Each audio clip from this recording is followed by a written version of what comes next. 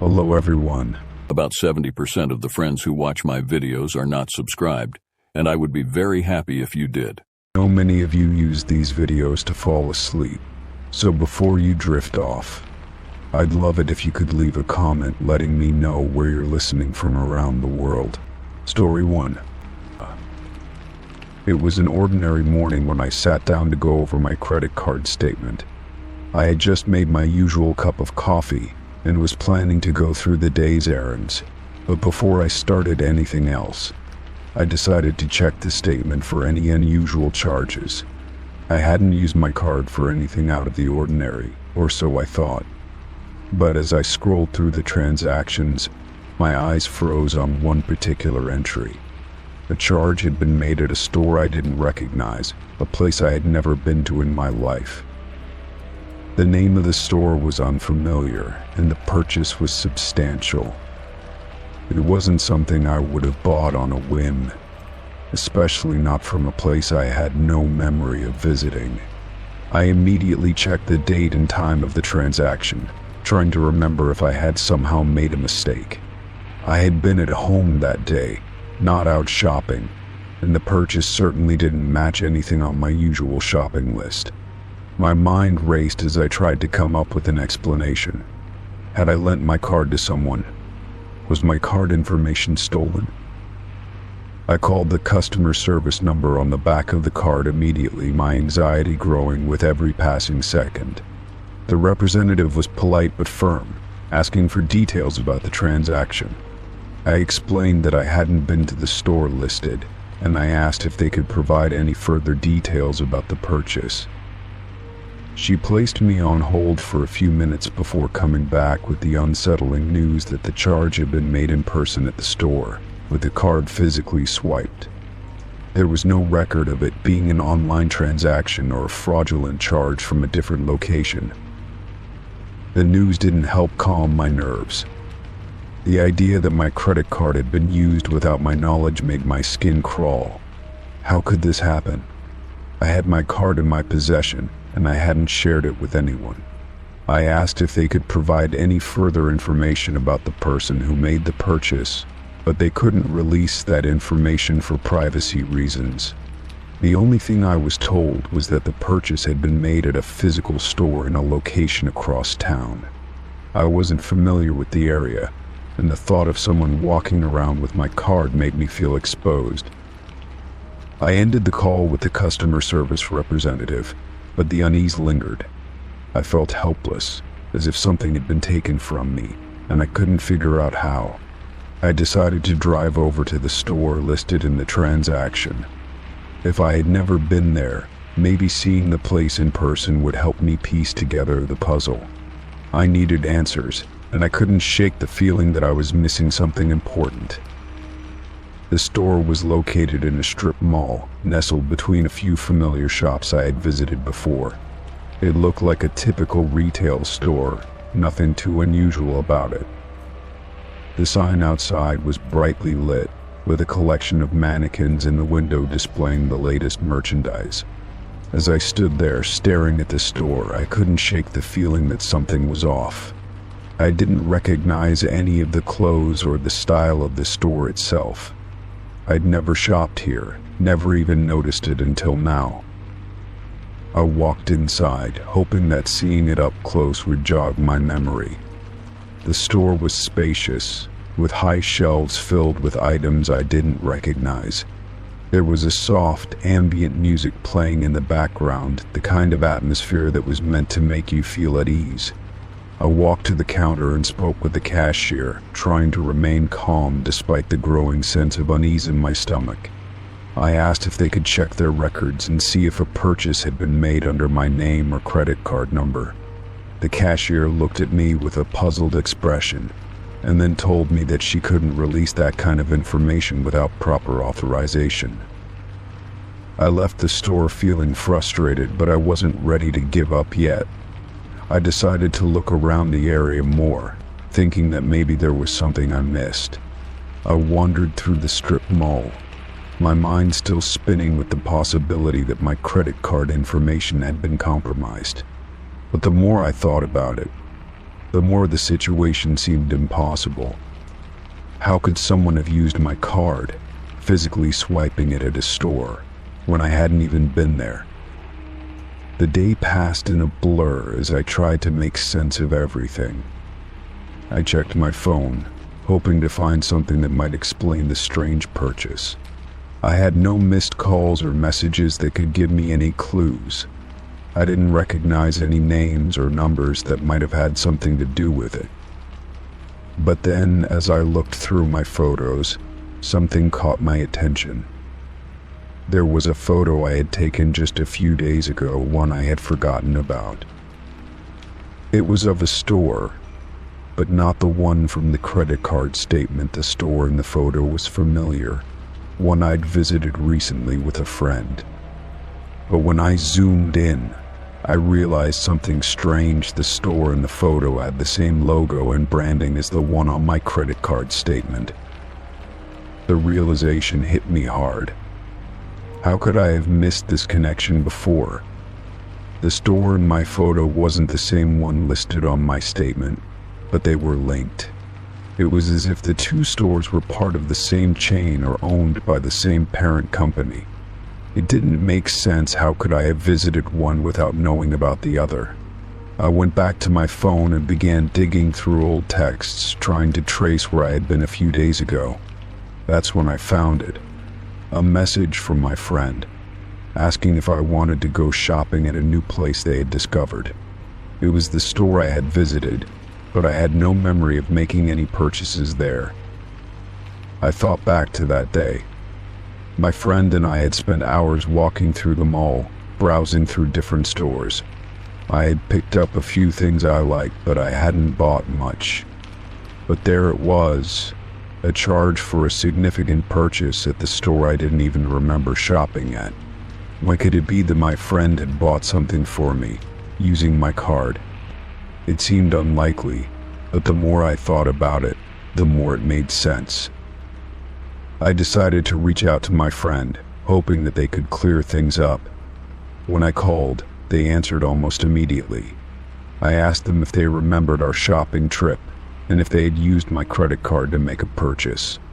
There was a long pause on the other end of the line before they replied, their voice a little too calm.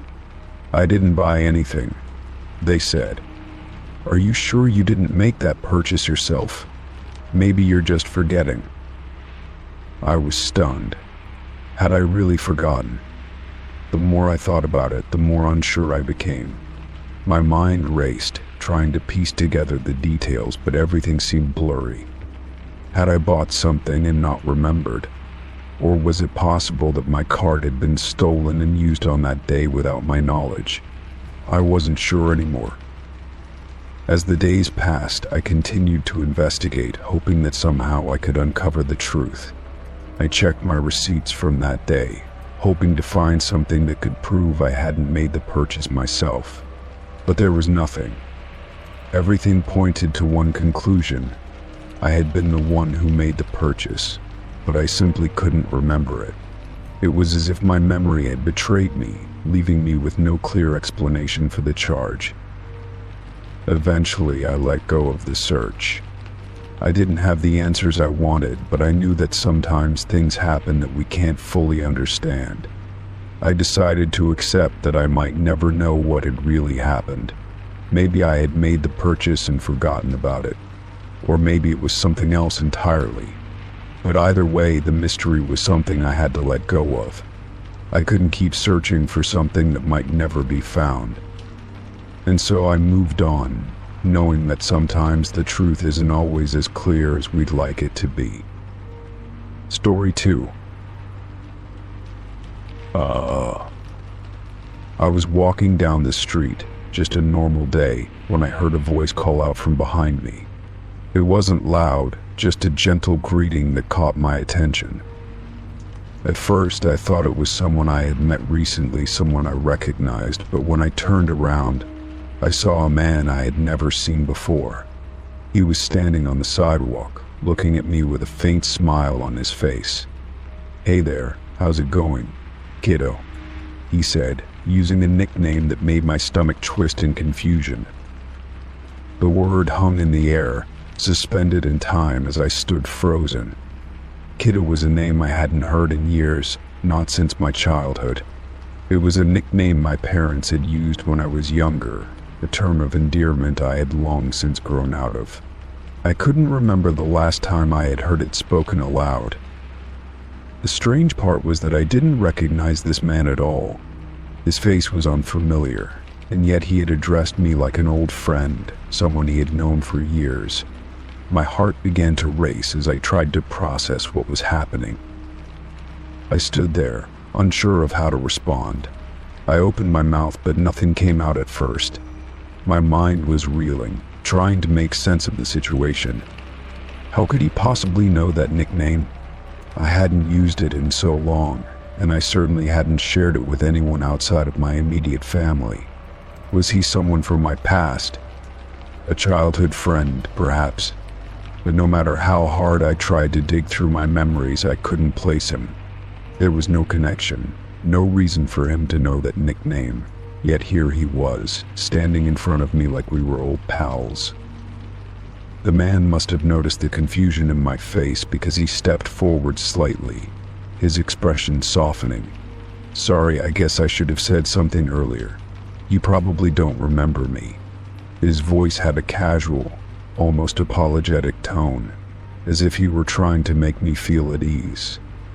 But the uncertainty in his words only deepened my sense of unease. I could feel the hairs on the back of my neck stand up.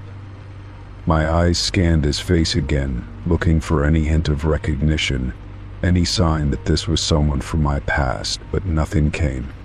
He seemed completely ordinary, just a man on the street with nothing about him that stood out. "You don't remember me, do you?" he asked, his eyes narrowing slightly as he waited for my response. I opened my mouth to speak, to explain that I didn't recognize him, but the words wouldn't come. Instead, all I could do was shake my head slowly, a weak gesture that I hoped conveyed the confusion swirling in my mind. I felt like I should say something more, but I didn't know what. The man studied me for a moment, his gaze seeming to search for some flicker of recognition, and then his smile faded slightly, replaced with a look of mild disappointment. "I guess it's been a long time," he murmured, almost to himself. "You were always so quiet, even back then." His words struck me like a bolt of lightning, making my stomach churn. I had been quiet as a child, but how could he possibly know that? No one outside my family would have remembered that detail. The more he spoke, the more unsettling it became. This wasn't just some random passerby calling me an old nickname. It was someone who seemed to know personal details about me, about my life, that I had kept hidden for years. I took a step back, my mind racing. "Who are you?" I finally managed to ask, the question coming out in a rush of disbelief.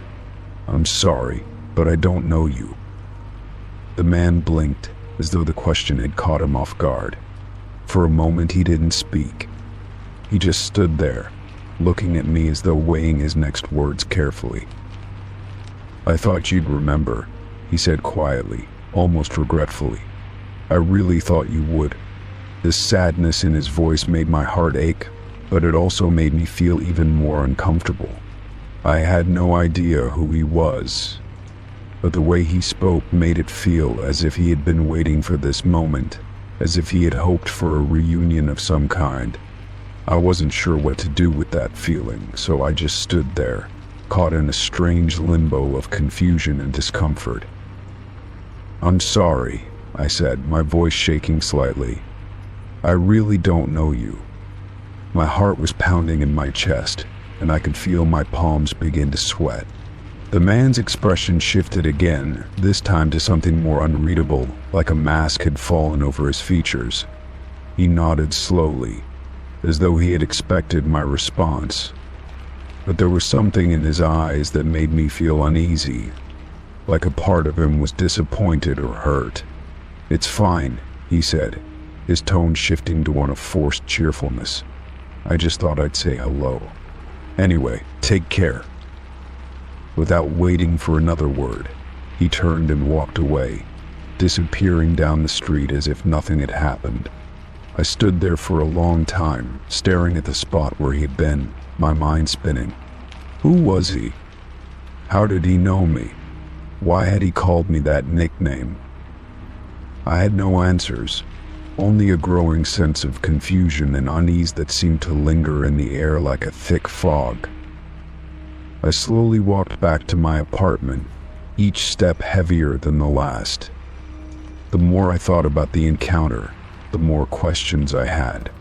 It was like a part of my past had suddenly resurfaced, uninvited and strange. I couldn't shake the feeling that there was something important about that moment, something I was missing. But no matter how hard I tried to focus, the answers wouldn't come. That night, as I lay in bed, I couldn't stop thinking about the man and the strange way he had spoken to me. I thought about the nickname again, and how it felt so out of place. It was a name I hadn't heard in years, a name that belonged to someone I no longer recognized. Had he really known me, or was it all just some bizarre coincidence? The more I thought about it, the more unsettled I became. What if he had been someone from my past, someone I had long forgotten? But why would he show up out of nowhere, calling me by that name, without any explanation? Sleep didn't come easily that night. Every time I closed my eyes, I saw his face, and I heard that nickname echoing in my mind. The more I thought about it, the more I realized that there were no simple answers. I would never know who he truly was, or why he had come into my life again, and part of me wondered if that was for the best. Maybe some things from the past were meant to stay buried. Maybe some encounters were best left unexplained. But the feeling that something important had been left unresolved lingered, and I couldn't shake it no matter how hard I tried. The man and the name would stay with me, a reminder that sometimes the past has a way of creeping back into the present, unexpected and strange.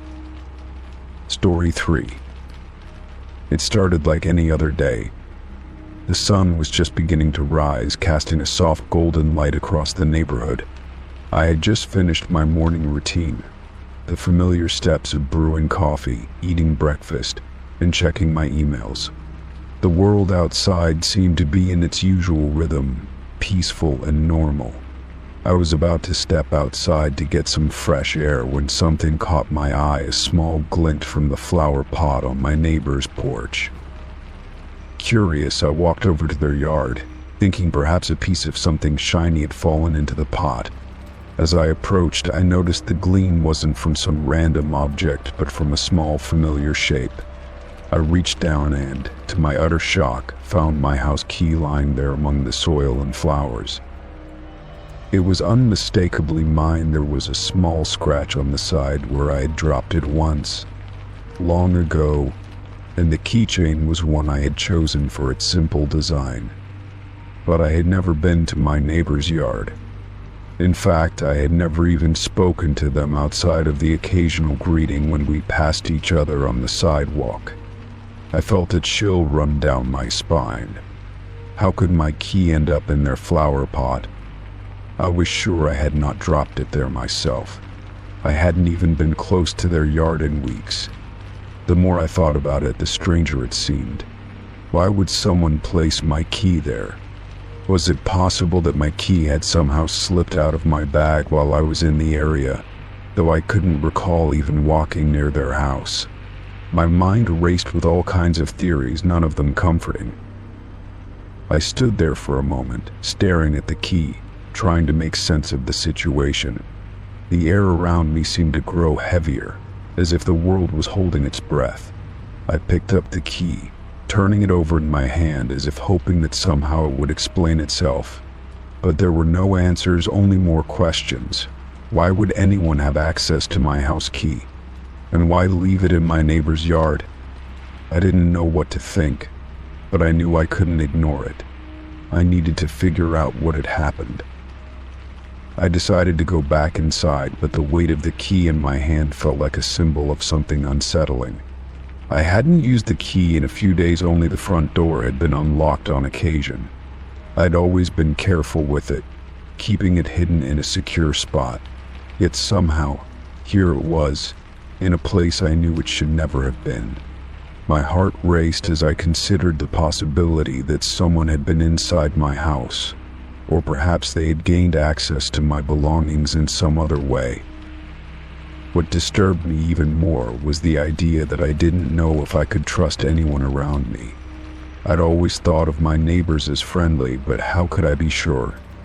I hadn't even seen them in days, and the thought of someone having access to my home without my knowledge felt like a violation. I turned the key over again in my hand, the small metallic object now seeming heavier than before, its presence a reminder that something wasn't right.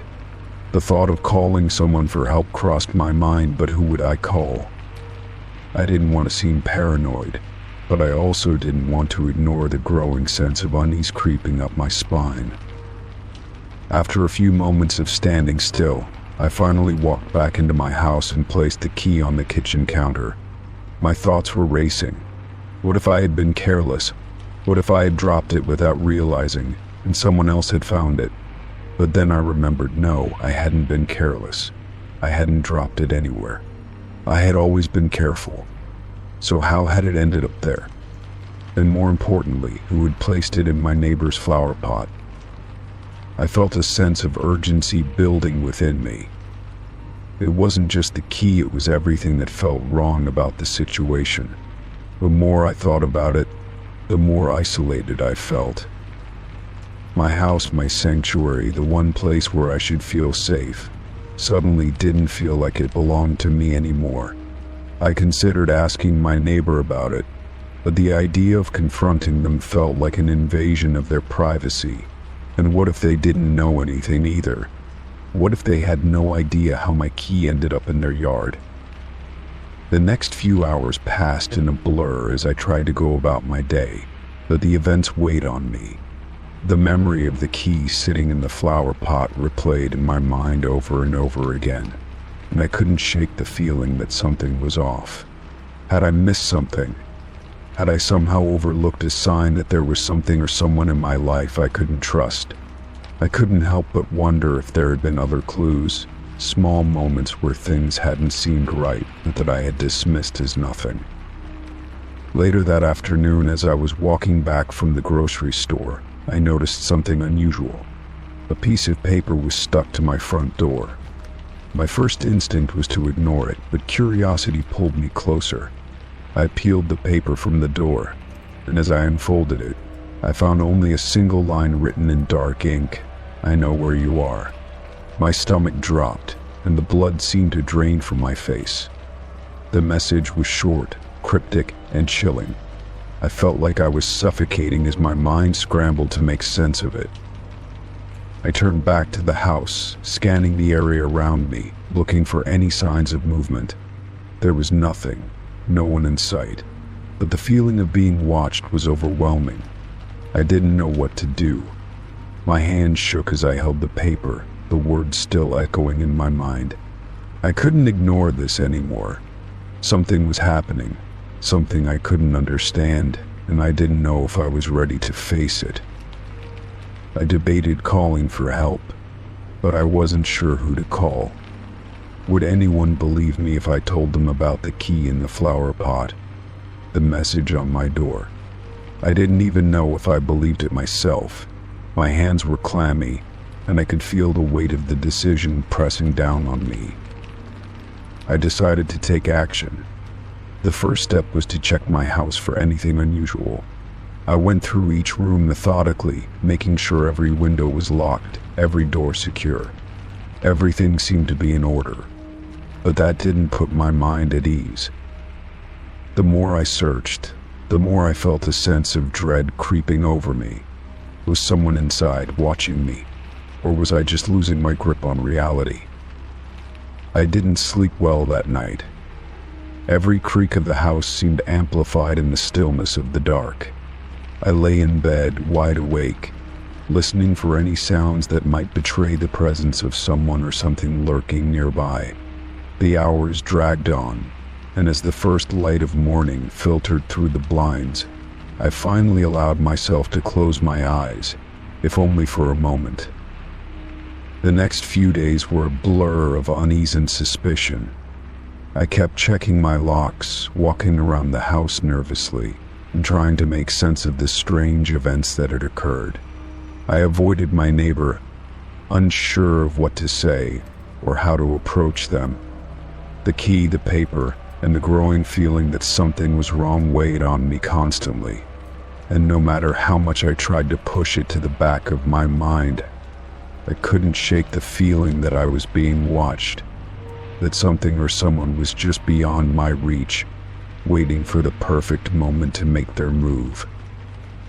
In the end, I never did find out how my key ended up in the flower pot, or who had left that cryptic message on my door.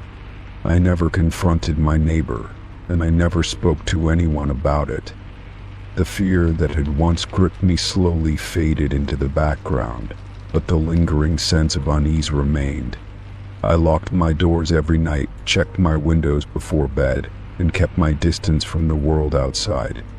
The house felt like a cage, but it was the only place I could be.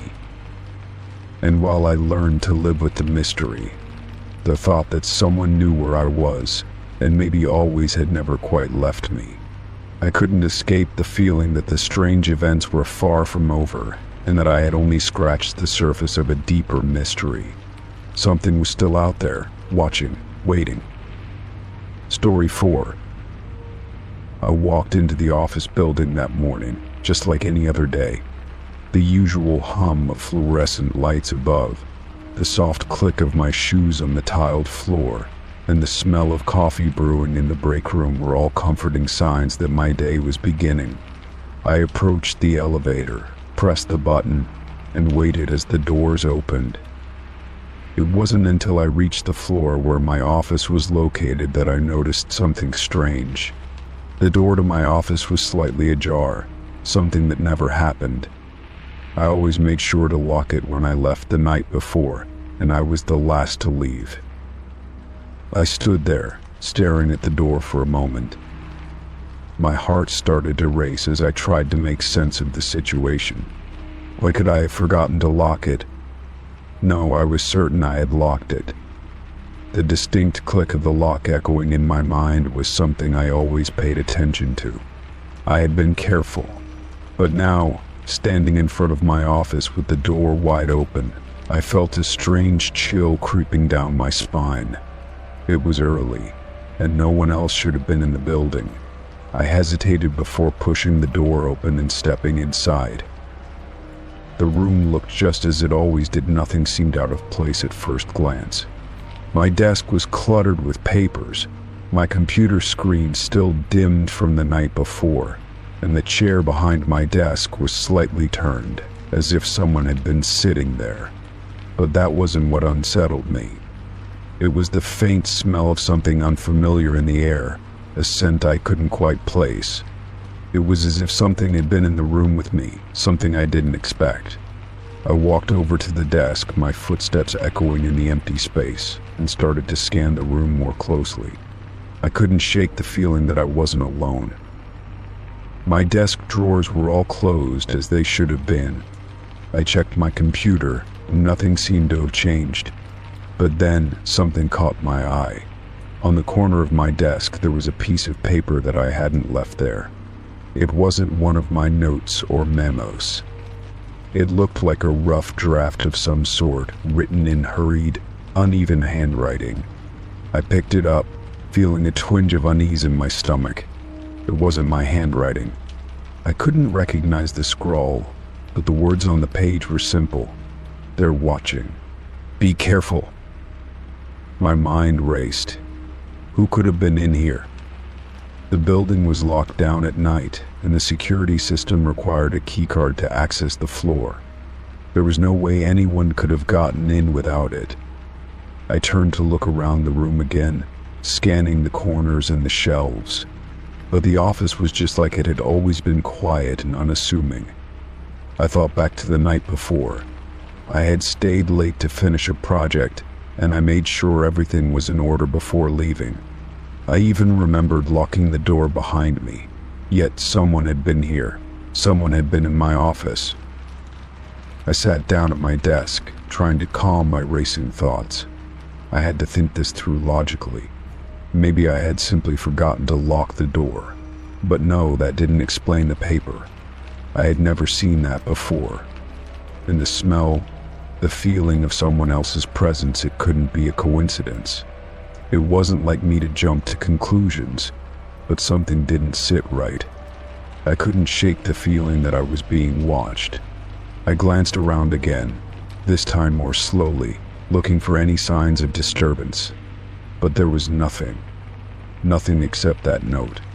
I had to figure out what was going on. I decided to call the security company that managed the building. I explained the situation to the person on the other end of the line and asked if there had been any breaches overnight. After a long pause, the person informed me that the security cameras on my floor had been down for maintenance the previous evening. The maintenance work had finished around midnight, but the system hadn't been fully operational until 8 a.m. that morning. This sent a cold shiver down my spine. The idea that someone could have entered my office during that time without being recorded made my blood run cold. I felt a wave of panic rising in my chest.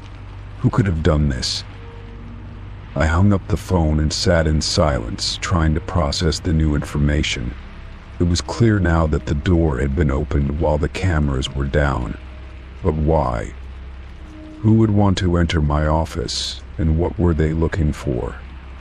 I didn't have any personal enemies, no one who would have any reason to invade my space. I thought about the note again. They're watching. Be careful. What did that mean? Who was watching, and why? I needed to know. I quickly sent an email to my boss, explaining what had happened and asking if anyone else had experienced something similar. I didn't want to sound paranoid, but I had to be cautious. If someone else had been targeted, it could mean something bigger. But my boss's reply came back quickly and bluntly. She told me to drop it and not worry, that it was probably just an employee prank. That response only made me feel more uneasy. If it was just a prank, why didn't anyone else know about it? Why was it just me? I spent the rest of the day in a haze, trying to focus on my work but constantly glancing at the door, at the chair behind my desk. I couldn't shake the feeling that something was off. The office was too quiet, too still. Around noon, I decided to leave for lunch, hoping to clear my head. As I walked toward the elevator, I couldn't help but notice how empty the halls were. The building was usually bustling with people, but today it felt like a ghost town. I stepped into the elevator and pressed the button for the lobby, trying to push all the strange thoughts out of my mind. When I returned to the office later that afternoon, something had changed. The door was still unlocked, but now there was a sense of tension in the air. The room felt different, like someone had been there again. I stood in the doorway for a moment, hesitant to enter.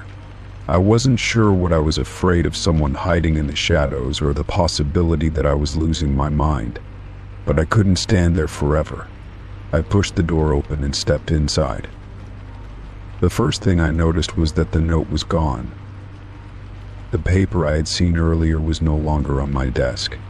I rushed to check the drawers, the shelves, but there was nothing. Had I imagined it? It had been a trick of my mind. But I knew what I had seen. I had to be sure. My eyes scanned the office once more, my heart pounding in my chest. And then I noticed it on the corner of my desk, a small item that hadn't been there before. It was a tiny, folded piece of paper. I picked it up cautiously, unfolding it with trembling hands. The words written inside were brief. Next time it won't be so easy. I stared at the note, the blood draining from my face. My head spun, and I felt lightheaded. This wasn't a prank anymore. It was a warning, a threat. Whoever had been in my office wasn't done, and now I realized neither was I. I knew then that I couldn't stay in the office another minute. I had to leave, and I had to leave now. I grabbed my coat and rushed toward the door. But as I opened it, I froze. Standing just outside, I could see a figure, someone I didn't recognize, someone standing completely still, watching me. The moment our eyes met, the figure turned and disappeared into the hallway. My heart pounded in my chest as I rushed out of the office, not caring about anything else. Whatever was happening, it wasn't over yet, and I wasn't going to wait to find out what would happen next. Story 5. It was an ordinary Tuesday evening, the kind of night that felt familiar in the best possible way. I had just finished dinner and was sitting at my kitchen table, scrolling through my phone, when I realized I needed to head out for an appointment I had almost forgotten about. It wasn't far, but I didn't feel like driving, so I decided to order a rideshare to make the trip easier. I opened the app, entered my destination, and tapped the button to request a ride. I waited, watching the dots on the screen moving as the car made its way toward me. The few minutes it took for the car to arrive felt like an eternity. I kept checking the app, making sure I had entered the correct pickup location, and glancing out the window to see if I could spot the car in the distance. The streetlights outside flickered as I waited, their yellowish glow casting a soft light across the room. It wasn't until I heard the soft hum of an engine approaching that I looked up to see the headlights illuminating the sidewalk. It was then that I saw it, the car slowing down in front of my house. I was still sitting at the kitchen table, waiting for the notification that my driver had arrived. But as I looked out the window, I saw the car come to a stop in front of my house, and a man got out. He wasn't wearing a typical driver's uniform, just a plain t-shirt and jeans, but there was something about the way he moved that caught my attention. He walked toward my door with a purposeful stride, and before I could even get up to meet him, he spoke. "You're late," he said, his voice calm and steady, almost as if he had been expecting me. I froze, staring at him from the window, trying to make sense of what was happening. How could he know I was going to be late? I hadn't even requested a ride yet. The words seemed to echo in my mind as I quickly checked the rideshare app again. Sure enough, the request hadn't even been completed, yet here he was, standing on my doorstep, waiting for me. Confusion flooded my mind, and I stood there, unsure of what to do. I had never had an experience like this before. I opened the door cautiously, stepping outside to meet the driver. His car, a dark sedan, was parked right in front of my house. He had already started to walk back to the driver's side, and I could feel the tension in the air, thick and strange. Something wasn't right. I felt a strange pull toward him, as though there was something important I was missing, but I couldn't quite put my finger on it. "You're sure you didn't request a ride?" I asked, my voice barely above a whisper. I wasn't sure if I was speaking to him or to myself.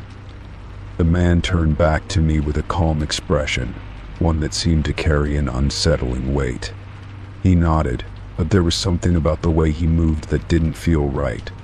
It was almost as if he already knew what I was going to ask. "No, I haven't requested anything yet," I added, still trying to make sense of the situation. "Well," he said, almost as if he was pondering something, "maybe it's just an accident. You're still coming with me, right?" His words felt rehearsed, calculated. His gaze never left me as he spoke, and I felt an involuntary shiver run down my spine. How did he know? How did he already know that I was about to get in the car? I glanced down at my phone again, but this time the app had already updated. The ride had been requested, the car was marked as arriving soon, yet the ride itself had not been booked by me. I stood there for a moment, feeling completely disoriented. "How" was the only word that escaped my mouth. My mind was racing, trying to put the pieces together. There had to be some explanation, something logical that I had missed, but nothing made sense. He had arrived before the ride was even requested, and he seemed so certain that I was already late. The man's eyes flickered briefly, and then he smiled, though the smile didn't reach his eyes. It wasn't a comforting smile, but rather one filled with an almost predatory calm. "Just get in the car," he said, his voice taking on a gentler tone now. "We don't have much time." There was no denying the oddness of the situation, but for some reason I found myself following him toward the car. It felt as though my feet were moving without my permission, my body moving of its own accord. I had an overwhelming sense that something important was happening, something I couldn't understand yet, but I needed to be in that car. As I climbed into the back seat, the world outside seemed to fade away, and for a brief moment, everything felt surreal. The inside of the car was just as I expected, a typical rideshare vehicle, clean but nothing extraordinary. The man climbed into the front seat, and the engine roared to life. I glanced at the rearview mirror, but he didn't meet my eyes. He seemed completely focused on the road ahead, as though everything was already decided. I couldn't shake the sense that I was being guided, pushed forward by forces I couldn't control. My phone buzzed again, and I checked the screen, half expecting to see some sort of notification. But nothing had changed. It was just the usual messages from friends and work. Still, I couldn't shake the nagging feeling that something was off. The ride was silent, and the car moved through the city with an eerie smoothness. Every turn felt preordained, every stoplight green when we approached. I had no idea where we were going, but it didn't seem to matter. The further we drove, the more I felt as though I was entering a different reality, one where everything was out of my control.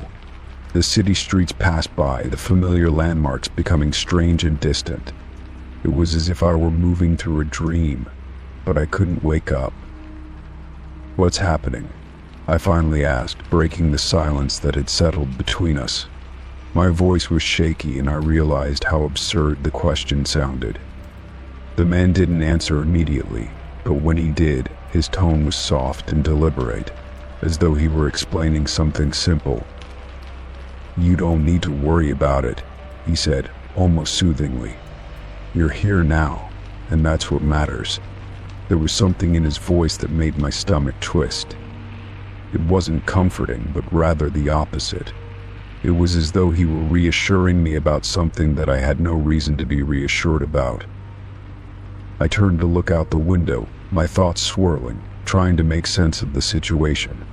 The car slowed as we approached a large, dark building on the outskirts of town. It wasn't a place I recognized. There were no lights, no signs, just an ominous shadow looming in the distance. My pulse quickened. I hadn't agreed to any destination, and yet here we were, stopping in front of a place I couldn't even identify. The man glanced at me in the rearview mirror. "We're here," he said. "This is where you need to be." I felt my heart race in my chest, a wave of panic rising inside me. I didn't want to go inside, but at the same time, something was pulling me toward the building. It was as if I had no choice. I couldn't explain it, but I knew I was meant to be here, in this moment. Slowly, the door to the car opened, and I stepped out, my legs feeling weak beneath me. The man got out too, and together we walked toward the dark building, my mind swirling with questions I couldn't quite form. As we entered the building, I looked around, trying to make sense of my surroundings. The interior was dimly lit, and there was an odd hum in the air, as though something was alive within the walls. I didn't know what to expect, but I felt an overwhelming sense of inevitability. Everything had led me to this moment, and there was no turning back. Finally, the man turned to me with a calm smile. "You're not late," he said quietly. "You were always meant to arrive exactly when you did." I looked at him, confusion and fear flooding my chest. and in that moment, I realized that I had no idea what was really happening.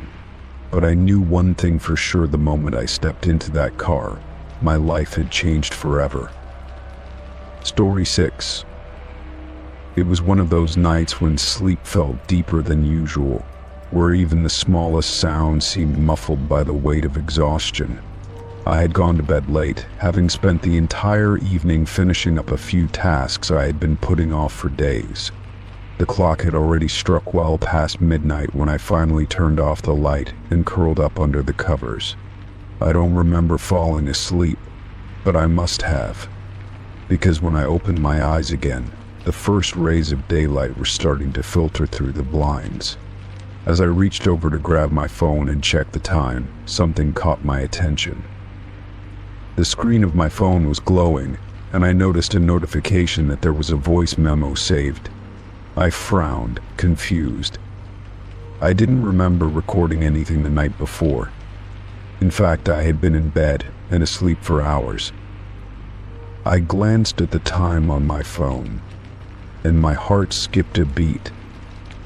The voice memo was dated 3 a.m., exactly the hour when I had been sound asleep, lost in the depths of slumber. I couldn't fathom how it had been created, and a sense of unease began to creep into my thoughts.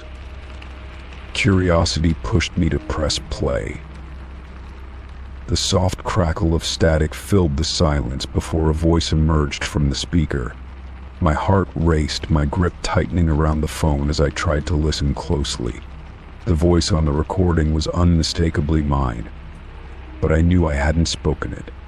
There were no words I could recall uttering in the middle of the night, let alone recording them. The voice was muffled, distant, as if coming from somewhere inside my room, but not from my own mouth. It was a strange mixture of familiar and foreign, like a part of me I didn't recognize.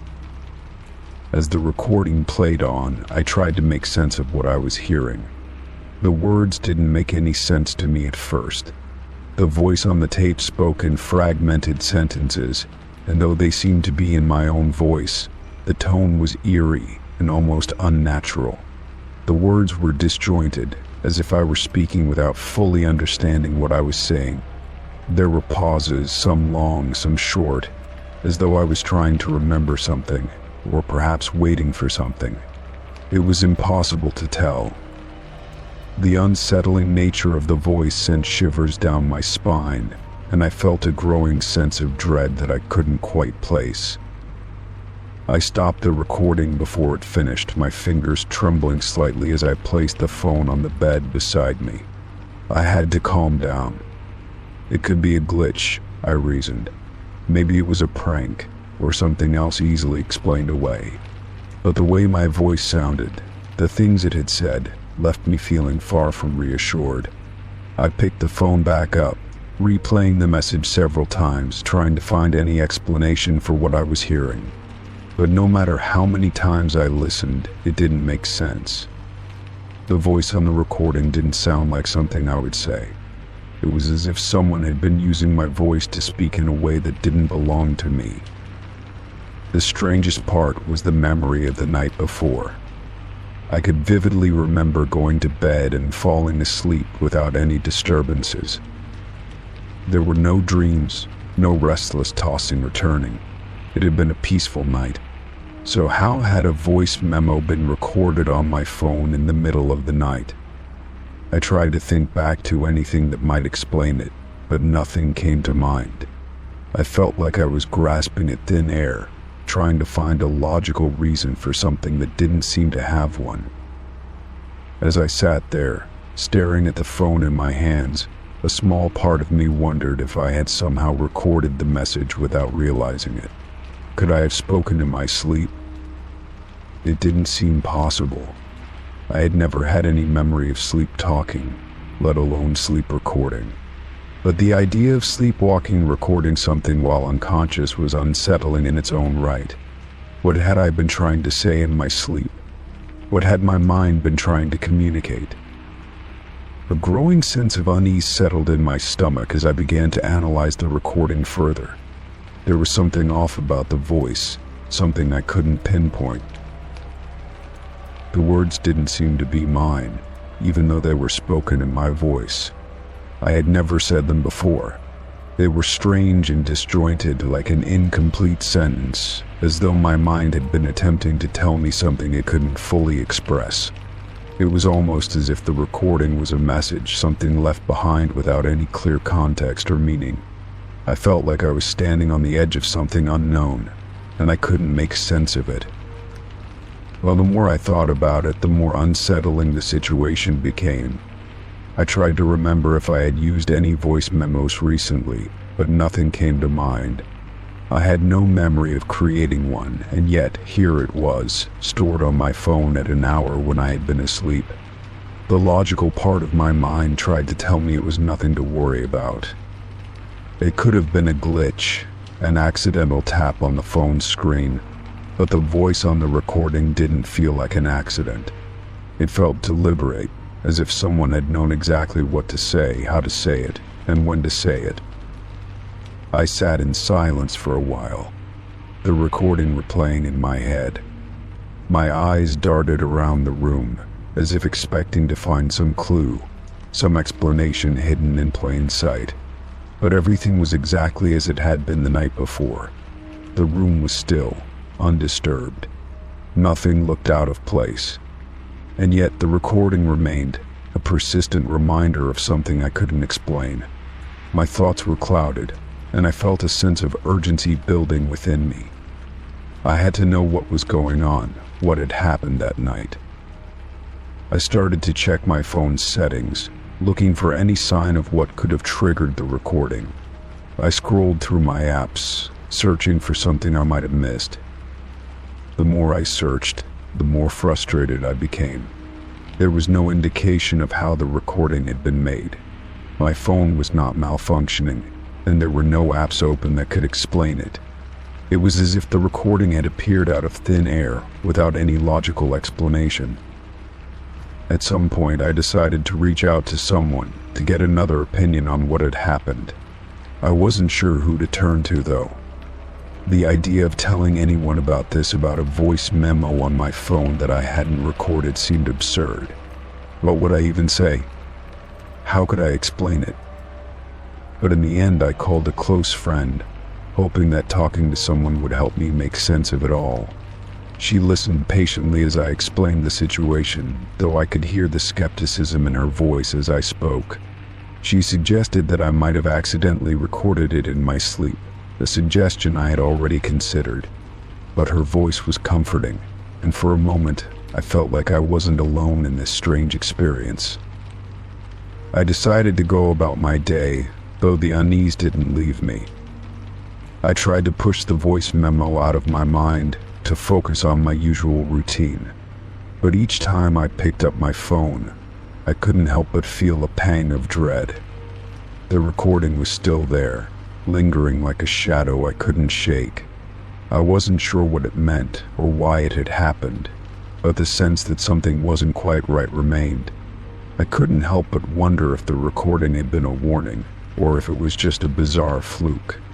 All I knew was that something had happened, something I couldn't explain, and for the first time I wasn't sure I wanted to know what it was. Story 7. I boarded the bus early that morning, just as I always did. The world was still dim and quiet, the streets almost empty except for a few cars and the occasional jogger. I took my usual seat by the window, staring out at the waking city, letting the hum of the bus lull me into a kind of peaceful trance. The ride was uneventful at first, just the sound of tires rolling over the pavement and the soft murmur of conversations between other passengers. The bus had only a handful of people on it, most of them keeping to themselves as the day slowly began. As we passed by familiar landmarks, I felt a strange sense of calm wash over me. This was routine for me, a ritual that had become as natural as breathing. I had taken the same route for months, and nothing had ever seemed out of the ordinary until today. I felt a slight chill despite the warmth of the morning, and my attention shifted from the window to the seat beside me. There, sitting quietly, was a person I had never seen before. They were unremarkable in appearance, just a person like any other. A middle-aged man with a worn leather jacket and a hat pulled low over his eyes, sitting with his hands folded neatly in his lap. His face was pale, his features hard to make out in the dim light. As the bus continued on its route, I tried to dismiss the unsettling feeling creeping up my spine. I turned my gaze back to the window, trying to focus on the scenery as it passed by. But something about this stranger was beginning to bother me. I could feel his presence, as though he were watching me, though I didn't dare glance back at him. My heart rate picked up, and I shifted uncomfortably in my seat. Then, in a voice so soft that it barely made a sound over the hum of the bus, he whispered, "They know what you did." My blood ran cold. I turned my head slowly, pretending to look out the window again, but my mind raced. The words felt like a sharp jolt to my system, sending a wave of panic through me. The stranger hadn't moved. His hands were still folded in his lap, and his eyes, hidden under the brim of his hat, never met mine. It was as if he hadn't even said anything, yet the weight of his words lingered in the air between us. I tried to ignore the feeling that was rising in my chest, tried to tell myself that it was nothing, just some random comment from a person I'd never see again. But the more I tried to push it away, the more the words echoed in my mind. They know what you did. What did that mean? Who was this person? And why did his words feel so personal, so intimate, as though he had peered into my very soul? The bus made its usual stops, picking up a few more passengers as the ride continued. But no one else seemed to notice the stranger, nor did they seem to hear what he had said. The chatter of other passengers filled the air, but none of it reached me. I was lost in my thoughts, my heart thudding painfully in my chest. I hadn't done anything wrong. I hadn't. So why did his words send such a ripple of fear through me? I kept my gaze fixed on the window, trying to focus on the passing streetlights, the trees, anything to distract myself. But every time my thoughts began to settle, his voice would creep back into my mind. They know what you did. I couldn't shake it. I couldn't understand it. The bus made another stop, and the stranger rose from his seat. For a moment I thought he might be leaving, but instead he walked slowly to the front of the bus, his footsteps almost silent on the floor. As he passed by, I caught a glimpse of his face for the first time. His eyes were dark and hollow, his skin pale as though he hadn't seen the sun in years. There was something unsettling about his expression, something that made my stomach churn. He didn't look at anyone else, his gaze was fixed straight ahead, and his movements were deliberate, almost unnervingly so. The bus began to pick up speed as we entered a more populated area of the city, but my mind was still racing. I couldn't focus on anything else. I glanced around the bus to see if anyone else seemed to notice the stranger, but no one seemed to care. They were all lost in their own worlds, absorbed in their phones, reading newspapers or chatting quietly. No one else seemed to be disturbed by the man or his words. It wasn't long before he reached the front of the bus, and I thought for a moment that he was going to leave.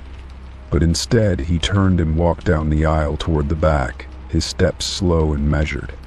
I could feel my breath catch in my throat. What was he doing?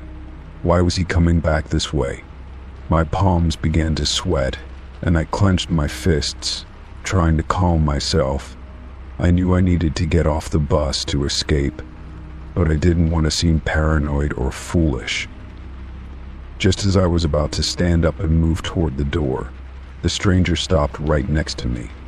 He leaned in close, so close that I could smell the faint scent of tobacco on his breath.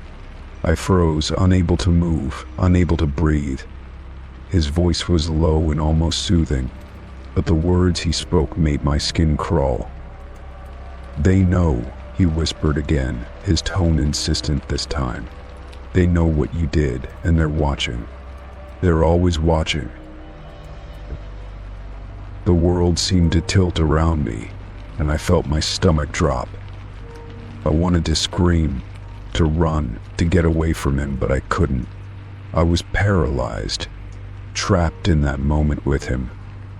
His eyes locked onto mine for the briefest of seconds, and it was as though he could see right through me, as though he knew every secret I had buried deep inside. Then, just as suddenly as he had come, the stranger stepped back, his face returning to its neutral expression. He turned and walked to the door, as though nothing had happened. He didn't look back. The bus came to a stop, and I stumbled off, barely able to keep my composure. My mind was spinning. Who was he? What did he mean? And most importantly, what did he know? I tried to shake off the feeling of dread that clung to me as I stepped onto the sidewalk. The cool air hit my face, and for a moment, I felt like I could breathe again. I told myself that it was nothing, that it was just some strange encounter with a random person. But deep down, I couldn't ignore the nagging feeling that there was more to this than I could understand. As I made my way to work, the words echoed in my head. They know what you did. I didn't understand what he meant, but the fear in my chest refused to fade. It was a feeling I couldn't explain, a feeling that stayed with me as I went through my day, lingering like a shadow. That night, as I lay in bed, I couldn't shake the sense that something was wrong, that I was being watched. I couldn't remember the last time I had felt so vulnerable, so exposed. I had no idea who the stranger on the bus had been, or what he had meant by his words. But I knew one thing for sure: my life would never be the same again. There was no going back from this. Story 8. It was early in the morning, just after I had brewed my coffee and sat down to check my emails. As usual, I opened my bank app, glancing over the recent transactions to make sure everything was in order. I had just finished reviewing the last few charges when something caught my eye. There was a withdrawal for a large sum of money taken from a city I had never been to. My heart skipped a beat as I stared at the screen, my mind racing to figure out how this could have happened. I quickly opened the transaction details, hoping for some sort of explanation.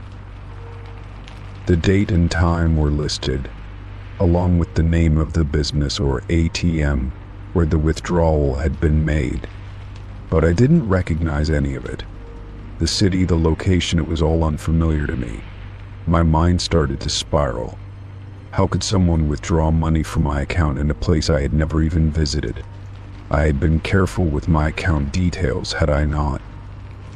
I immediately checked my recent activities, trying to pinpoint any moment where my account could have been compromised. After a few minutes of frantic scrolling, I realized that there was nothing in my recent transactions that seemed out of place, except for this one withdrawal. I had not lost my wallet, nor had I shared my account information with anyone. I wasn't expecting a large withdrawal to be processed, and yet here it was, sitting in front of me on my screen like a strange glitch in my otherwise orderly life. My hands felt clammy, and I began to think back to the last few days. Had I done anything unusual? Nothing came to mind. The only thing that seemed out of place was this unexpected transaction, but it was enough to make me feel like something was terribly wrong. I quickly opened the customer service number for my bank and dialed. As the phone rang, I tried to calm myself, but the worry in my stomach only grew. When a representative finally answered, I explained the situation in as much detail as I could. I told her about the unauthorized withdrawal from a city I had never visited. She asked me for my account number and other identifying details, which I provided. After a few minutes of silence on the other end, she came back with a question that took me by surprise. Have you recently traveled anywhere, or perhaps used your card online for a purchase from that city? She asked. I felt my chest tighten. No, I hadn't traveled anywhere recently, and I hadn't made any online purchases from a store or service based in that city. I told her as much, my voice shaky with unease. The representative seemed to be typing something in the background as she asked if I had made any recent purchases or transactions that could have led to this withdrawal. But no, nothing seemed to match. We're going to have to investigate this further, she said. I'll file a claim for fraud on your account and send you an email confirming the action. She reassured me that the charge would be investigated, but I was left with a lingering feeling of dread. The next few days passed in a blur. I tried to go about my normal routine, but I couldn't stop thinking about the mystery withdrawal. I felt vulnerable, as if someone had seen into a part of my life that I had never shared with anyone. Even though the bank had promised to investigate, I couldn't shake the feeling that something was slipping through the cracks. I kept checking my bank account, looking for any other discrepancies, but there was nothing except for the fact that this strange withdrawal remained unresolved. One afternoon, about a week later, I received an email from the bank with an update on the case. My stomach tightened as I opened it, half expecting more bad news. But the email didn't offer any answers. Instead, it included a brief statement confirming that they had been unable to find any immediate issues related to the transaction, and that it had been flagged for further investigation. The email included a reference number and reassured me that I would be contacted as soon as they had more information. I closed my phone with a deep sigh, feeling even more uncertain than before. It was as if the problem was slipping further away, becoming harder to pin down. A few days later, I decided to take matters into my own hands. I went to the bank in person, hoping to speak with someone who could give me a more direct answer. As I sat in the waiting area, I couldn't help but feel exposed. What if someone had gotten access to my account details without me knowing? I wondered how long the fraud had been going on without my realizing it. I could feel the weight of the unknown pressing on me, and I began to doubt the security of my entire financial situation. When a bank representative finally called me over, I followed her to a small office in the back. I explained my situation again, this time in person, and showed her the transaction history on my phone. She took a moment to look over the details before typing into her computer. Her brow furrowed as she examined the transaction. "This is odd," she said, more to herself than to me. "We don't typically see withdrawals like this, unless there's been a card compromise." She looked up at me. "Have you shared your account number or card details with anyone recently?" I shook my head. "No, I haven't," I said firmly, though I could feel the uncertainty creeping in. "I haven't done anything out of the ordinary."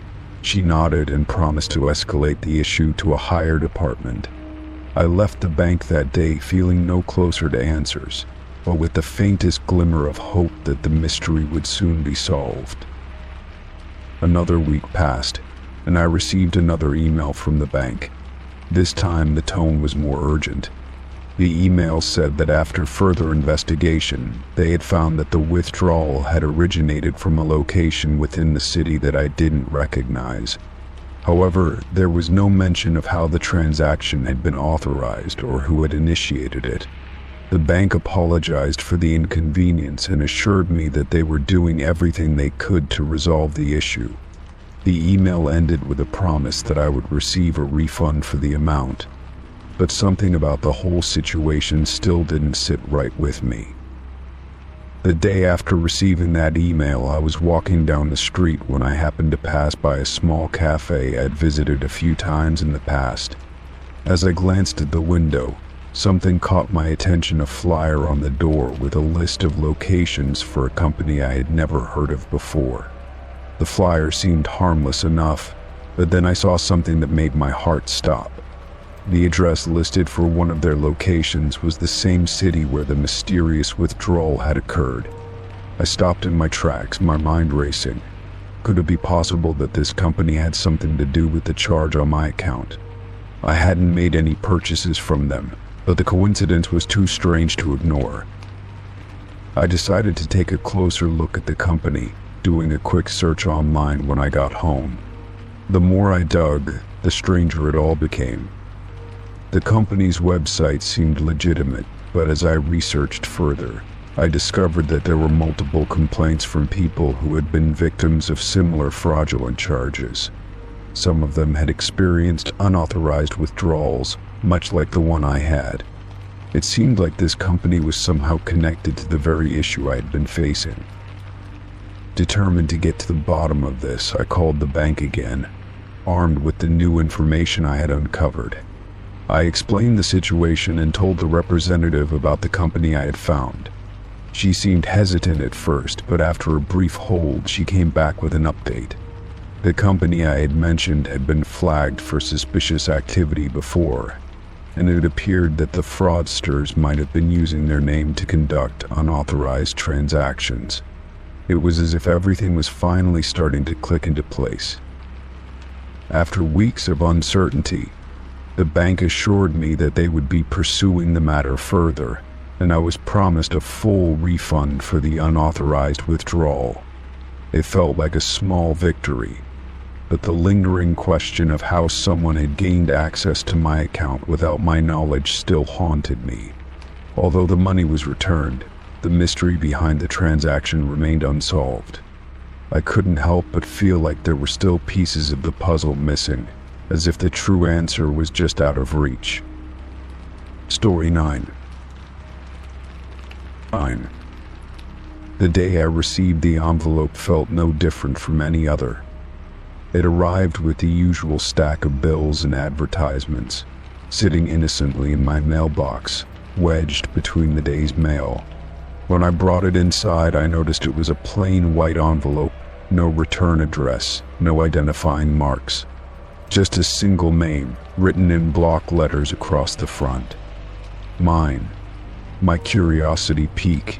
I tore open the envelope, expecting a letter or some mundane correspondence, but inside, I found nothing but a single playing card. A joker, to be precise. The strange thing, though, was that on the card, in red ink, was my birth date. I stared at the card for a long time, my mind racing. A playing card with my birth date on it. It made no sense. What was the connection? I turned the card over, but there was nothing on the back, just the standard design, the colors and patterns that adorned any typical playing card. Still, the coincidence, or whatever it was, gnawed at me. Who would send me such a thing, and why? I placed the card on the table, staring at it for a long time, as though expecting some revelation to come from simply gazing at it. But nothing changed. I tried to think logically, as I always did. Could it be a prank? A mistake? Or perhaps some cryptic clue meant for someone else, and my name was written on the envelope by accident. Yet, the fact that it was my exact birth date down to the day felt deliberate. I picked up the card again, this time flipping it over several times, as though I might find a hidden message or something that would make sense of it. But there was nothing. Just the image of the Joker and my birth date scrawled across the top.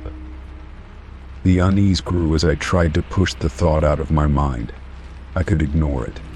It was just a card. A coincidence perhaps, or an odd gift from someone who knew too much. But the more I tried to convince myself of this, the more persistent the nagging feeling became. The playing card was not just a card, it was a message, a piece of a puzzle that I wasn't seeing yet. And that sense of something left unresolved haunted me as the hours passed. I decided to call a friend, hoping that discussing the card with someone else might help me make sense of it. She listened patiently as I described the envelope, the card, and the strange birth date. After a long pause, she asked, "Do you think it means something? Like maybe it's some kind of sign?" I sighed, unsure how to explain the unease that had settled in my chest. "I don't know," I admitted, "but it feels important, like it's leading somewhere. I just don't know where." That night, I placed the card back in the envelope and set it on my nightstand. I couldn't bring myself to throw it away, even though it seemed ridiculous to hold on to something so strange and cryptic. What if it was a sign? What if it was a warning? My mind churned with possibilities, none of them good. I couldn't shake the feeling that this was the beginning of something, and I had to figure it out before it became too late. The next day, I tried to go about my routine, but I couldn't stop thinking about the card. Everywhere I went, it was there in my mind, lingering in the background of my thoughts. The more I thought about it, the more unsettling it became. What did a Joker card have to do with my birth date? Was it a coincidence that the card was a Joker, or was there some significance to that too? I had never been a superstitious person, but this felt different. I felt like I was being pulled into something I couldn't control. That afternoon, I decided to visit a local bookstore. I had been there before, browsing through shelves of old books on symbolism, psychology, and the unexplained. I thought perhaps I might find something that could give me a clue as to what was going on. I wandered through the aisles, pulling books off the shelves and skimming through them, but nothing stood out. After hours of searching, I found myself in the corner of the store, in a small section dedicated to playing cards and games. On impulse, I grabbed a book off the shelf titled The Hidden Meanings of Playing Cards. I sat down in one of the chairs by the window and opened the book, my fingers running over the pages. The author spoke about the symbolism of each card in a deck, how each card carried its own meaning. When I turned to the page about the Joker, I felt my heart skip a beat. The Joker, it said, was a symbol of both chaos and opportunity, a trickster figure who could either be a source of great danger or great transformation. The Joker was also seen as the card of hidden knowledge, representing a gateway to something beyond the ordinary. The fact that it was paired with my birth date, my specific day, couldn't be a coincidence. But what did it mean? I closed the book and sat there, staring out the window, my mind reeling. It seemed like a riddle, one I had to solve. The Joker, chaos, opportunity, hidden knowledge. Was I being told to take a chance, to embrace the unknown? Or was there something more sinister at play? The words from the book echoed in my mind, but they only deepened the mystery. I had to know more. For the next several days, I did my best to carry on with life, but the card haunted me. I kept it close, hidden away in a drawer, but it never fully left my thoughts. I began to notice small coincidences, strange patterns, things that didn't seem right but couldn't be explained away. A man at the grocery store who glanced at me with a knowing look. A strange comment from a stranger on the street. Was it all connected?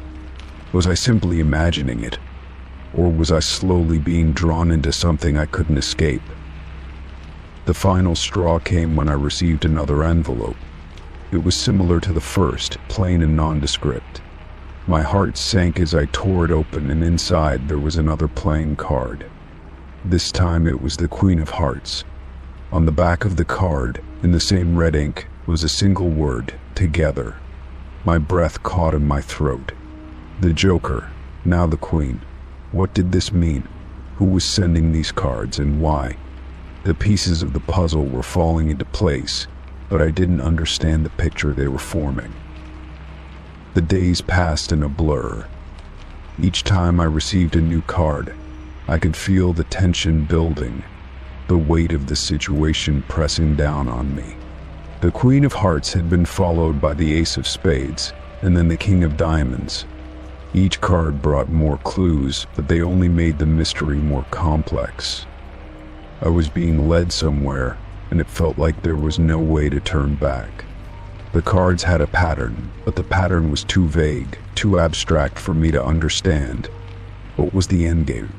And who was behind all of this? Finally, I received a card that changed everything. It was the last card I would ever receive. The card was blank.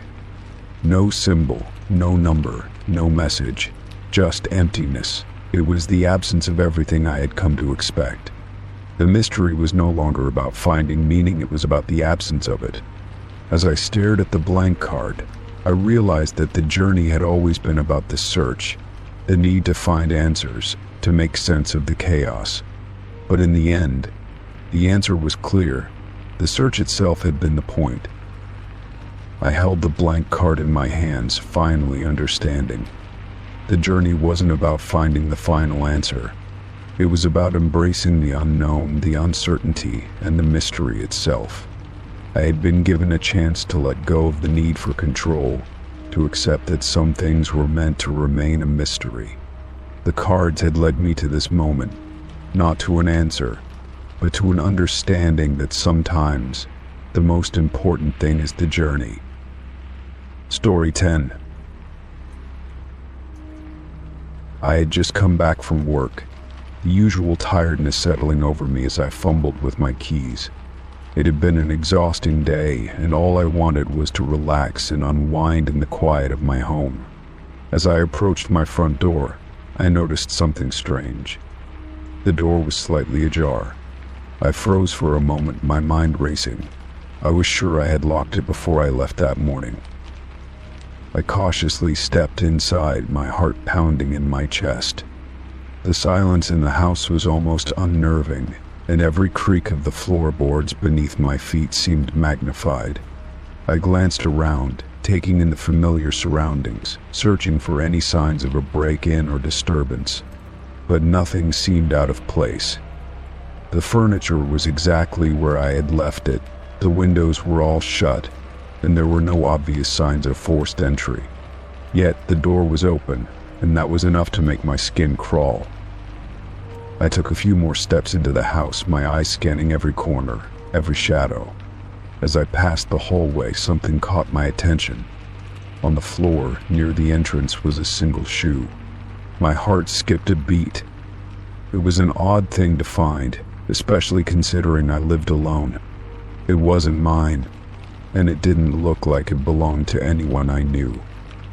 The shoe was dark, simple, and somewhat worn, but there was nothing remarkable about it, except the fact that it was the only thing out of place. I bent down to pick it up, my hand trembling slightly as I held it in my grasp. The leather was scuffed, and there was dirt on the sole, as though it had been worn outside for a while. I looked around again, still trying to make sense of what was happening. It didn't make any sense. If someone had broken in, surely they would have taken more than just a shoe. But there it was, a single shoe, sitting alone in the middle of the floor. I set the shoe down on the nearby table, my mind racing. Who could have been in my house? And why would they only leave one shoe behind? I tried to rationalize it, but nothing made sense. It felt wrong, like a puzzle that was missing a piece. I went to check the rest of the house, moving from room to room.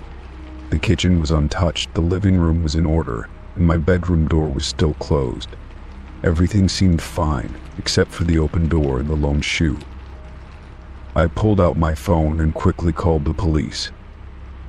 As I explained the situation, I could hear the concern in the dispatcher's voice. They assured me they would send someone over to investigate, but it would take a while. I hung up, still feeling uneasy. I had never felt so vulnerable before. It was as though someone had been in my space, had touched my belongings, but left without taking anything of value. The thought that they had only left a shoe behind made me uneasy in ways I couldn't explain. The minutes dragged on, each second adding to the weight of the situation. I sat on the couch, trying to calm my racing thoughts. The house felt too quiet, too still. Every sound, every creak of the house seemed amplified, as if someone was still here. I kept glancing at the door, waiting for the officers to arrive, but the unease never lifted. I couldn't shake the feeling that someone was watching me, waiting for me to make the next move. After what felt like hours, the sound of sirens finally reached my ears. The police arrived in a patrol car, their lights flashing in the darkening evening. I quickly opened the door to greet them, feeling both relieved and anxious. Two officers stepped out of the car, their flashlights illuminating the porch. They asked me to explain what had happened, and I told them everything: the open door, the single shoe, and how nothing else seemed out of place. They began to look around, inspecting the area near the door and checking the locks. One of the officers asked if I had any enemies or if there was anyone who might want to harm me. I thought about it for a moment but couldn't come up with any plausible explanation. I had no idea who would want to break into my home and leave behind such a strange clue. The officers seemed to be just as perplexed as I was, but they assured me that they would take a report and increase patrols in the area. They also suggested that I stay with a friend or family member for the night if I felt unsafe. I thanked them as they left, the weight of their words still hanging heavy in the air. I locked the door behind them and tried to convince myself that everything was fine, but I couldn't shake the feeling of being watched. The house felt too quiet, too empty, and I couldn't help but think about that shoe. What was its purpose? What did it mean? And why had they left it behind? The rest of the night passed in a blur. I tried to sleep, but every time I closed my eyes, the image of that lone shoe crept into my mind. I kept hearing noises that I couldn't explain: footsteps in the hall, the sound of something shifting in another room. But every time I checked, everything was still. I couldn't help but feel paranoid, like someone was toying with me, like they were waiting for the perfect moment to strike. The following morning, I woke up to a strange sense of dread. I went about my day trying to go through the motions of a normal routine, but the thought of the shoe never left my mind. I kept checking the door, double-checking the locks, making sure everything was secure. But the feeling of unease lingered, like a dark cloud that wouldn't go away. I decided to visit a friend later that day, hoping to take my mind off everything. As I sat in her living room, talking about the events of the night before, I couldn't help but notice that her gaze kept drifting to the door. At first, I thought nothing of it, but then I realized she was looking at me with a strange expression. It wasn't fear, but something close to it. Finally, she asked me, "Have you looked at this shoe closely?" I blinked, not understanding. "What do you mean?" "The shoe," she repeated. "Have you really looked at it? The one you found in your house?" I paused, then nodded. "Yeah, I did. It's just a shoe, nothing special about it." She leaned forward, her voice dropping to a whisper. "That's not just any shoe. Look at the sole." I frowned and pulled out my phone, searching for a photo I had taken of the shoe. I zoomed in on the picture, and that's when I saw it. On the sole of the shoe, there was a pattern, a symbol etched into the leather. It wasn't a brand or a logo, it was something different, something foreign. My heart raced as I stared at the image, realizing that the shoe wasn't just a random object. It was a message. Suddenly, everything started to click. The open door, the shoe, the strange feeling of being watched, it all made sense now. Someone had been in my home, leaving me clues, but they were doing more than that. They were sending me a message, trying to communicate with me in ways I couldn't understand. I wasn't just dealing with a random break-in. I was caught up in something much bigger, something I wasn't prepared for. I looked up from my phone, meeting my friend's gaze. "What does this mean?" I whispered. She didn't answer, but I could see the same fear in her eyes. The same fear I felt deep in my chest. And in that moment, I knew my life was about to change in ways I couldn't imagine. Story 11. The morning felt strange as soon as I opened my eyes. The room was darker than it should have been, and I could tell that the usual soft hum of my alarm clock wasn't there. I glanced over at the bedside table, and there it was, the clock, but it wasn't on. The display was blank, no time shining through the dark screen, nothing to tell me what time it was. I sat up slowly, confusion creeping in as I tried to remember the events of the night before. I was certain I had set the alarm, but the fact that the clock was unplugged threw me off completely. I didn't remember touching the clock at all. I thought back to last night, trying to recall if I had maybe unplugged it out of frustration or in the middle of some other task. But no, I hadn't done anything like that. I had gone to bed as usual, setting the alarm for 7 a.m. so I wouldn't be late for work. So why was the clock unplugged? How could it have happened if I had never touched it? As I stood up and walked over to the clock, I felt a wave of unease wash over me. The cord was loose, hanging from the wall outlet, and it was clear that it had been disconnected sometime during the night. But there was no way I could have done it without remembering. I had a strict routine, and touching the clock at all was not part of it. In fact, I hadn't even been aware of it after setting the alarm. My hand had barely brushed it before I got into bed. So how was it possible that the clock was now unplugged? I leaned down to plug it back in, and as I did, I couldn't shake the nagging feeling that something was wrong. The room felt colder than usual, and the silence was almost unsettling. The normal background noise, the faint whir of the fan, the hum of the refrigerator was missing. My phone, which I had left on the bedside table, was also off, though I was sure I had charged it overnight. I checked the time on my phone, and it was already 9:15 a.m., much later than I had planned to wake up. I had missed my entire morning routine. The rest of the day passed in a blur. I tried to shake off the oddness of the morning, telling myself that I must have simply unplugged the clock in my sleep, or while half awake, but deep down, something about it didn't sit right with me. The more I thought about it, the more I felt like something had been off. I kept replaying the events of the night before in my head, trying to figure out if I could have done something, anything, that would explain it. But everything seemed normal, just as it always did. I had gone to bed early, set the alarm, and drifted off without incident. There was no reason for the clock to have been unplugged. That evening, I decided to go to bed earlier than usual, hoping that a good night's sleep would help me forget the weirdness of the day. But as I lay in bed, staring at the ceiling, I couldn't shake the feeling that I wasn't alone. The house felt empty, silent, but not in a peaceful way. The quiet was unsettling. I rolled over, reaching for my phone to check the time again.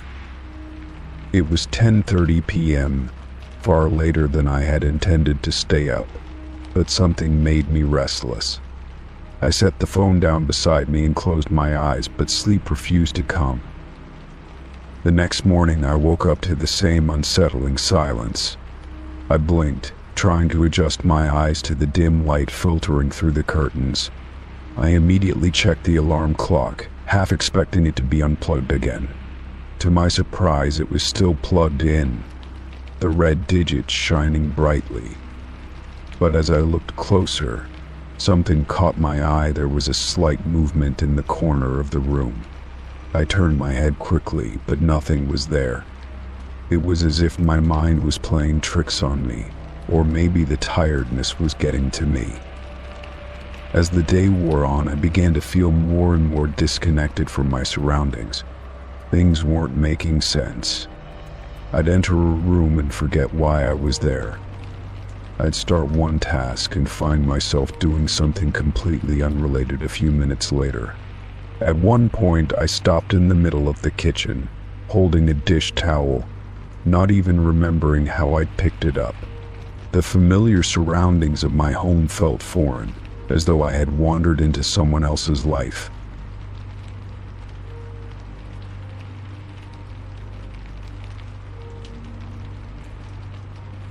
By the time I returned home from work that evening, I had almost convinced myself that I was just overthinking everything. Maybe the clock had been accidentally unplugged during the night and I hadn't noticed. Maybe I was just tired or stressed, and that was why everything seemed so off. But when I walked into my room, I froze.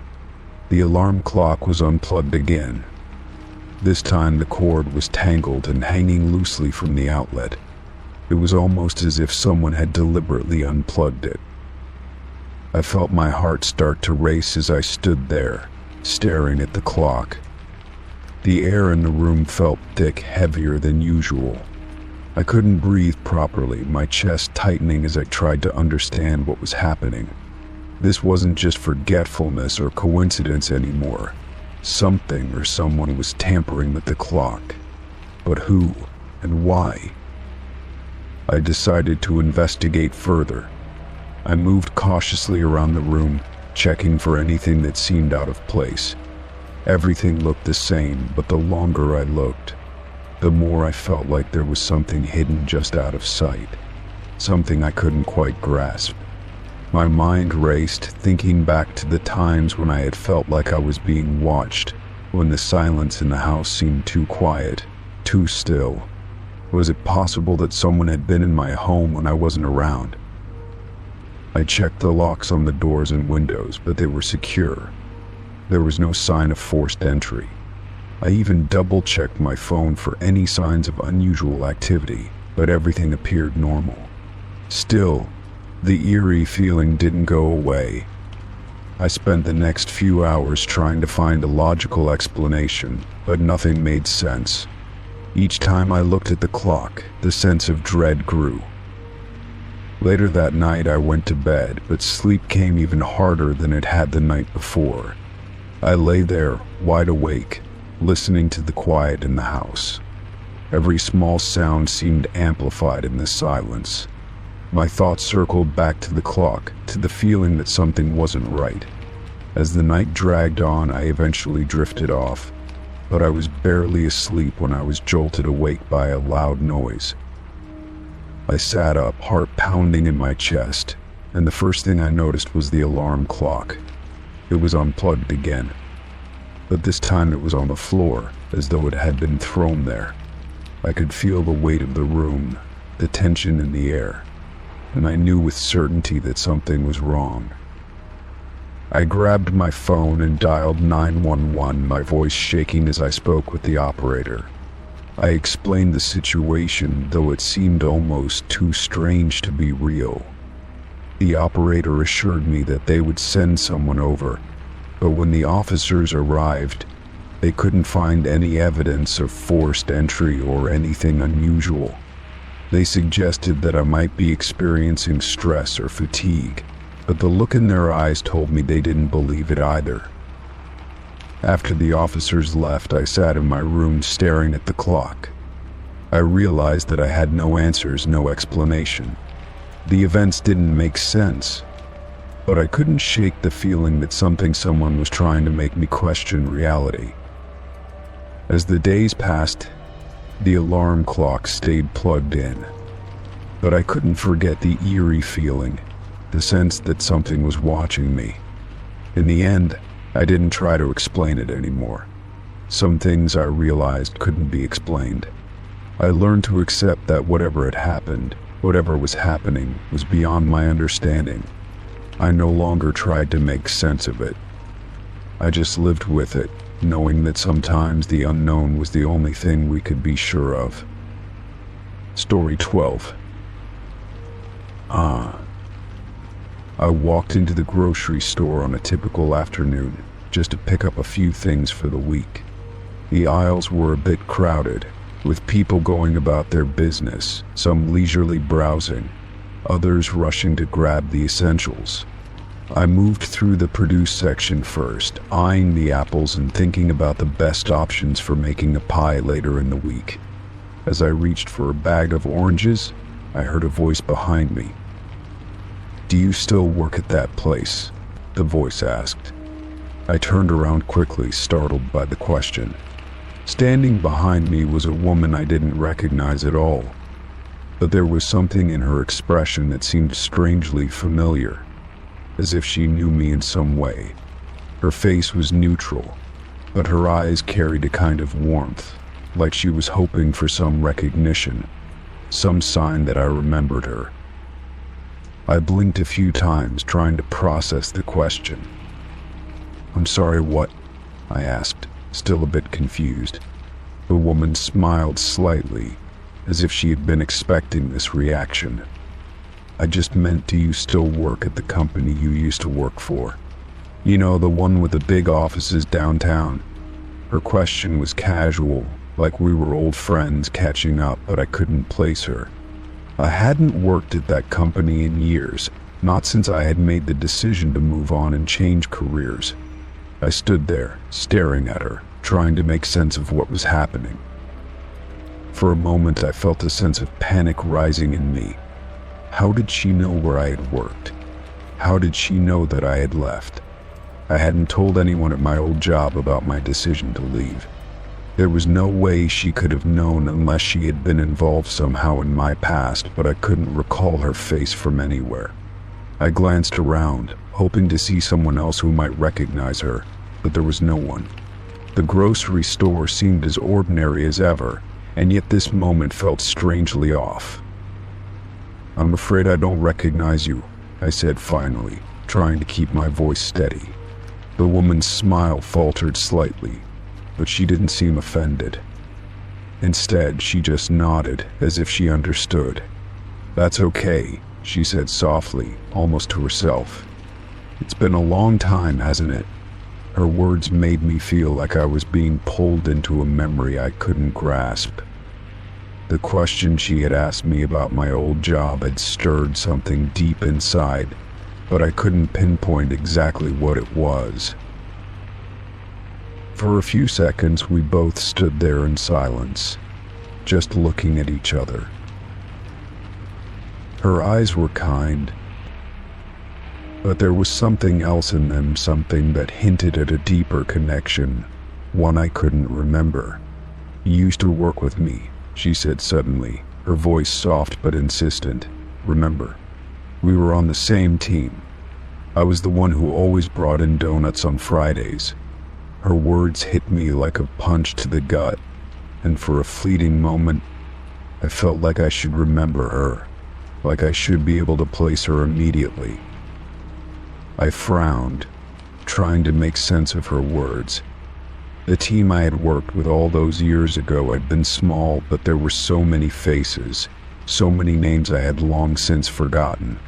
I tried to remember the Friday donut runs, the meetings we had shared, the way we all used to chat during lunch breaks, but none of it came back clearly.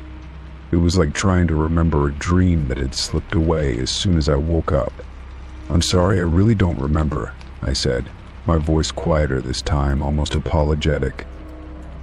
The woman looked at me for a moment, her gaze softening. "I guess it's been a long time, hasn't it?" she repeated, and there was a note of sadness in her voice now. She shook her head slightly, almost as if she were disappointed in herself. "I didn't mean to make you feel awkward. It's just, well, I thought maybe you'd remember." Her tone was gentle, but the way she spoke made me feel like she was closing a door that I hadn't even realized was open.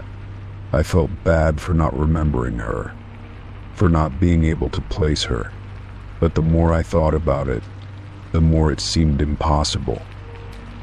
"I'm really sorry," I said, trying to ease the tension that seemed to hang between us.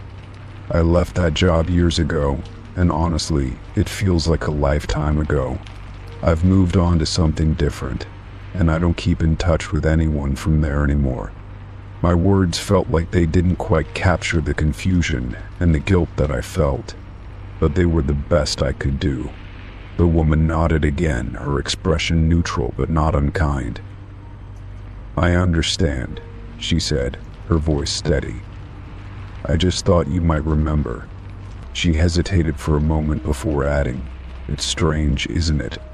How time passes, how people just fade out of your life without you even realizing it." I nodded in agreement, my mind still spinning. It was true, time had a way of erasing things, people, even memories that once seemed so important. It was as if the world moved on, leaving behind traces of things you could no longer grasp. "I guess it is," I said softly, feeling a strange sadness wash over me. The woman smiled again, but this time it was more of a sad smile, as though she had accepted the reality of the situation.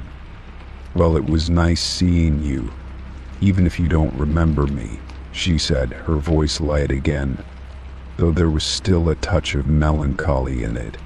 She turned to walk away, her movements smooth and graceful, and just like that, she was gone, disappearing into the crowd. I stood there for a moment longer, feeling a strange emptiness settle in my chest. Who was she? Why had she come up to me out of nowhere, asking about my old job, about a time I had left behind so many years ago? The questions lingered in my mind like an itch I couldn't scratch. I hadn't thought about that job in years, and yet here it was, brought up by a stranger who seemed to know more about me than I did about her. I finished my shopping in a daze, my mind preoccupied with that brief encounter. Every aisle seemed to stretch out endlessly, and I couldn't shake the feeling that something important had just happened. It wasn't just the woman's question or her strange familiarity, but the whole feeling of time slipping away, of things and people being forgotten, of things you thought you had left behind suddenly resurfacing. As I unpacked my groceries later that evening, I found myself thinking more about that job, about the people I had worked with, and about the life I had left behind. It was as if the past had come knocking on my door again, reminding me that no matter how much we try to move forward, some things will always be tethered to us. Maybe the woman was right. Time had a way of making people fade from our lives without us even realizing it. But even so, it didn't stop me from wondering if I had missed something important that I had forgotten along the way. I never saw the woman again, and I never did remember her. But every now and then, when I walk through the grocery store or catch a glimpse of something familiar, I find myself thinking back to that moment. Sometimes I wonder if I missed an opportunity, if there was something I should have done differently. But other times I realize that not all encounters are meant to be remembered, and maybe some things are just better left in the past. Time keeps moving forward, and with it we all go, leaving behind traces of who we were and who we used to be. Story 13. The night was quiet when I went to bed, as it often was. I had finished a long day of work, and everything felt normal. The world outside was dark, the kind of night where the silence is almost comforting. The usual noises of the neighborhood had faded into the background as I settled under the covers, but that feeling of comfort was soon shattered, though I didn't know it yet. It was sometime after 2 a.m. when the sound of my phone vibrating on the nightstand woke me up. Blinking sleepily, I reached for it, groggy and unsure. The notification on the screen was from the security camera app. It said something had been detected outside my window. I wasn't exactly sure what that meant, but the words "motion detected" made me feel uneasy as I unlocked my phone and opened the app. I couldn't remember the last time I had checked the camera footage, and I was hoping it was just a cat or a random animal passing by. But when the video loaded, I froze. The footage showed a person standing just outside my window, completely still. It was just past 2 a.m. and the figure was staring directly at the camera, or at least in my direction. I could hardly believe what I was seeing. There was no mistaking it. The figure was definitely a person, and they had been standing there for a while. I felt a chill creep down my spine. The video wasn't long, but it was enough to make my heart race. I replayed it over and over, but each time it felt more surreal. The figure wasn't moving, just standing there, gazing at my window. I couldn't make out any details about them, only that they were tall, wearing dark clothes. and had some sort of hood or cap obscuring their face. I couldn't even tell if they were looking directly at me or if they were staring into the dark. Either way, it felt like an invasion, like I was being watched. The sense of dread started to settle over me. I immediately checked the other cameras around my house, hoping for some kind of explanation or reassurance. But nothing else stood out. There were no signs of anything unusual on the driveway